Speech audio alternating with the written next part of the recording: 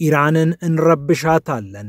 ኢራን መስታወት ቤት ውስጥ ሆና ድንጋይ መወርወር ማቆም አለባት። ካልሆነ ቤቱ እንደሚፈርስባት ልታውቅ ይገባል።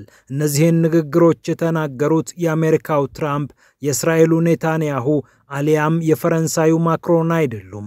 እንዲህ የሚሉት የቱርክ ባለስልጣናት ናቸው። ቢፎካከሩም ሲተባበሩ የሚታዩት ቴህራንና አንካራ በዚህ ደረጃ ወርደው ሲናቆሩ ማየት የተለመደ አይደለም። ወቅታዊ ውጥረቱን ከፍ ያደረገው የቱርኩ የውጭ ጉዳይ ሚኒስትር ሃቃን ፊዳን የተናገሩት ነገር ነው። ፊዳን ከአልጀዚራ ጋር በነበራቸው ቆይታ ኢራን መንግስታዊ ባልሆኑ ታጣቂ ኃይሎች ላይ ጥገኛ ነች፣ ይህ ደግሞ እጅግ አደገኛ ነገር ነው፣ ሌሎች ሀገራት ላይ ያሉ ሶስተኛ ወገኖችን መደገፍ በራስ ሀገር ላይ ሌላ ቡድን እንደመጋበዝ ይቆጠራል፣ ኢራን ይህንን ልታውቅ ይገባል አሉ። ሚኒስትሩ የሶሪያው በሽር አልአሳድ ከስልጣን ከለቀቁ በኋላ ብርድ ብሏታል በምትባለዋ ኢራን ላይ ይህንን ትችት የሰነዘሩበት ቀጥተኛ ክስተት ግን አልነበረም። ነገሩ ግን ከሶሪያ ጋር እንደሚገናኝ ግልጽ ነው። በሶሪያ ማንም አይምጣብኝ፣ ብቻዬን የደማስቆን መንግስት ልቆጣጠር ልዘውረው እያለች ያለችው ቱርክ ኢራን በቀጣይ ልትፈጥረው የምትችለው ተጽዕኖ ሳያሳስባት አልቀረም። ሃቃን ፊዳን ኢራን ሌሎች ላይ ምንም የምታደርግበት አቅም በራሷ ላይ ሌሎች ሊያመጡባት እንደሚችሉ መገንዘብ ይጠበቅባታል። ቴህራን በመስታወት ከተከበበው ቤቷ ድንጋይ መወርወር የለባትም፣ ይህንን ከማድረጓ በፊት 2 ጊዜ ማሰብ አለባት በማለት ነገሩን ከረር አድርገውታል። ኢራንም ለዚህ ንግግር ዝምታ አልመረጠችም። የኢራን የውጭ ጉዳይ ሚኒስቴር ቃል አቀባይ ኢስማኤል ባቂ እኛ በቱርክ መንግስት ላይ መፈንቅለ መንግስት ሲፈጸም ድርጊቱን ለማውገዝ የመጀመሪያ ነበርን። የኩርድ ሰራተኞች ፓርቲ ፒኬኬ ትጥቅ አወርዳለሁ ሲል ጎሽ አበጀህ ብለናል፣ የቱርክን ደህንነት ያስጠብቃል እርምጃው ብለን ተደስተናል በማለት ለሀገራቸው ይህ እንደማይገባ አንስተዋል። የኢራን የመንግስት ቃል አቀባይ ሙሃጀራኒ ደግሞ የሚኒስትሩን ንግግር ገንቢ ያልሆነ ሲሉ መውቀሳቸው ይታወሳል። ኢራን ቴህራን የሚገኙትን የቱርክ አምባሳደር ጠርታ ማብራሪያ ፈልጋለሁ ብላ እስከ ማናገርም ደርሳለች። በኢራን ፓርላማ የብሔራዊ ደህንነት ኮሚቴ ቃል አቀባይ ደግሞ ነገሩን ከፍ አድርገው ሲጀመር ኢራን የመስታወት ቤቷ እስኪሰበር አትጠብቅም፣ የገፏትን የወረሯትን ኃይሎች ቀድማ ታወድማቸዋለች ብለዋል። ከዚህ ውዝግብ ጀርባ ሶሪያ ውስጥ የሚገኘው ኃይል ስሙ ይነሳል። ሲሪያን ዲሞክራቲክ ፎርስ ኤስዲኤፍ በመባል ይታወቃል። ይህ በኩርዶች የተሞላ ቡድን ለኩርዶች ነፃ መሬት እታገላለሁ ይላል። አሜሪካም የነዳጅ መስመር እንዲቆጣጠር አድርጋው አብራው ትሰራለች። የሬሲፕ ጣይብ ኤርዶዋን መንግስት ጦር ሰብቆ በሶሪያ ከሚፋለምባቸው ምክንያቶች አንዱ ይህ ቡድን ነው። አንካራ አሸባሪ ብላ ስም ያወጣችለት የኩርድ ሰራተኞች ፓርቲ ፒኬኬ የሶሪያ ቅርንጫፍ ነው ብላም ታምናለች። ፒኬኬ በመሪው ኦካላን አማካኝነት ብረት ብናወርድ ይሻለናል ሲል ዓለም ሲገረም ኢራንም አብራ ደስታዋን ገልጻለች። ኤስዲኤፍን በተመለከተ ግን ጥርት ያለ አቋም አልያዘችም። ራሷ ኢራን ከኩርዶች ጥያቄ ቢነሳባትም በሶሪያ ያለውን የፖለቲካ ካርታ እያነበበች ስለሆነ ጠላት ለመቀነስና ወዳጅ ለማብዛት ኤስዲኤፍን በክፉ አላነሳችውም። ይህ ደግሞ የኤርዶዋንን መንግስት ክፉኛ አስቆጥቷል። ለዚህ ነው አንካራ ጠንከር ባሉ ቃላት የታጀቡ መግለጫዎችን የደረደረችው። ይህ የቅርብ ጊዜ ክስተት ውጥረቱን ቢያግለውም የሁለቱ ሀገራት መገፋፋት ግን አሁን የጀመረ አይደለም። በቅርቡም ተመሳሳይ ውዝግብ ሁለቱ ሀገራት አሳልፈዋል።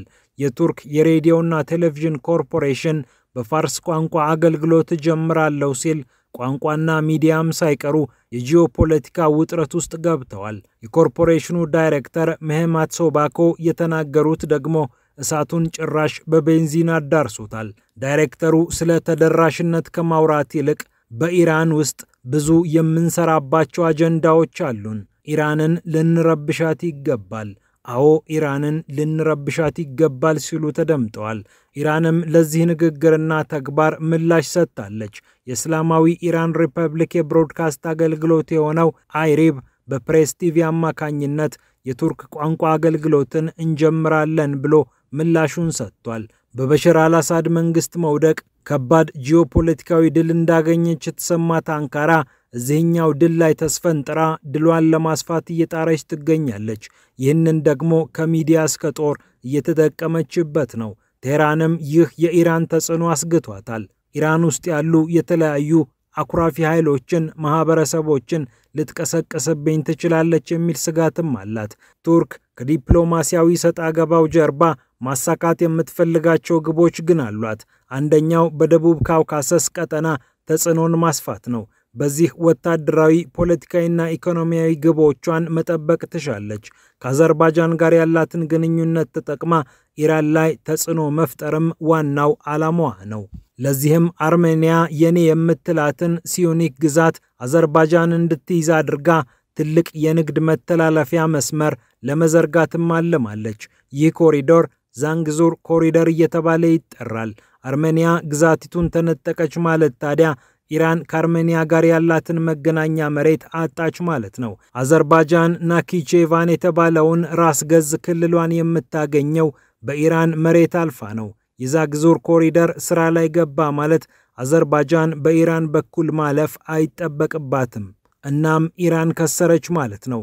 በዚህም ምክንያት የቴህራን ጎረቤቶች ቁጥር ከ15 ወደ 14 ዝቅ ይላል። ሌላኛው የአንካራ እቅድ የልማት መንገድ ፕሮጀክት እየተባለ የሚጠራው ፕሮጀክት ሲሆን አንካራ ኢራንን ትታ ከኢራቅ ጋር ትሰራበታለች። ከኢራቅ ጋር በመሆን ልታሳካ ያሰበችው የልማት መስመር $17 ቢሊዮን የሚያወጣና በርካታ ሀገራትን በንግድ የሚያስተሳስር ነው። በፋርስ ባህረ ሰላጤ ኢራቅና ምስራቅ ሜዲትራኒያን ላይ ያላትን ተጽዕኖ ልታጣው የምትችለው ቴህራን ፕሮጀክቱን የጎሪጥ ታየዋለች።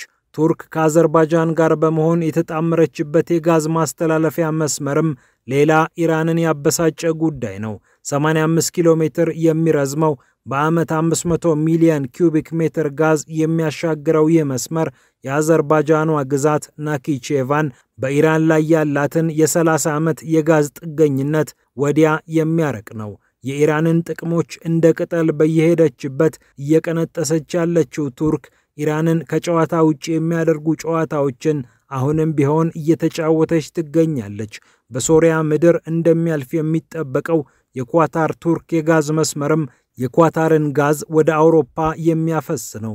ሳውዲ አረቢያ ዮርዳኖስንና ሶሪያን የሚያጠቃልለው ይህ የጋዝ መስመር የአሳድን መውደቅ ተከትሎ ቀን እንደወጣለት ብዙዎች ያነሳሉ።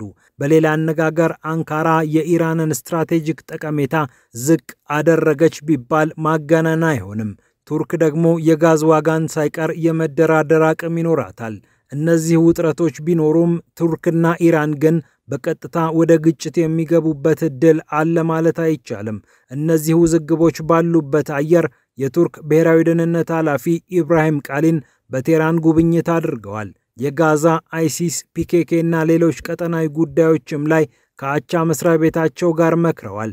ተባባሪም ተፎካካሪም ናቸው የሚባልላቸው ቱርክና ኢራን በታሪክም ይህንን መንገድ በሰፊው ተጉዘውታል። በሶሪያ የጦር ቤዝ የመመስረት እቅድ ያላት ቱርክ ይህንን በማድረጓ ከእስራኤል ጋር መላተም ቢፈጠር የኢራንን አጋርነት መፈለጉ አይቀርም። ይሁንና የትራምፕ መምጣት የሁለቱ ሀገራት ፉክክር ላይ ጋዝ ሊያርከፈክፍ ይችላል ተብሎ ተሰግቷል።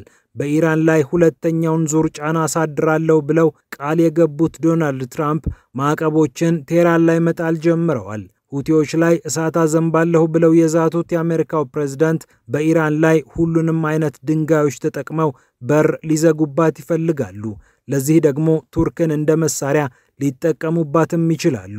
በሶሪያ ያላትን ጥቅም ትተውላት ኢራንን አብረን እንግፋ የሚል ሐሳብ ይዘው ከመጡ ውጥረቱ ይበልጥ እየጨመረ መሄዱ የማይቀር ነው። ሌላኛው ጉዳይ የኤስዲኤፍ ጉዳይ ነው። አሳድ ሲሄዱ በሶሪያ እጇ የተያዘው ኢራን የኩርዱን ቡድን ተደግፋ ሊባኖስ ካለው ሂዝቦላህ ጋር ለመገናኘት መሞከሩ አይቀርም። ይህ ደግሞ የቴህራንንና የአንካራን ግንኙነት ይበልጥ ያጠይመዋል።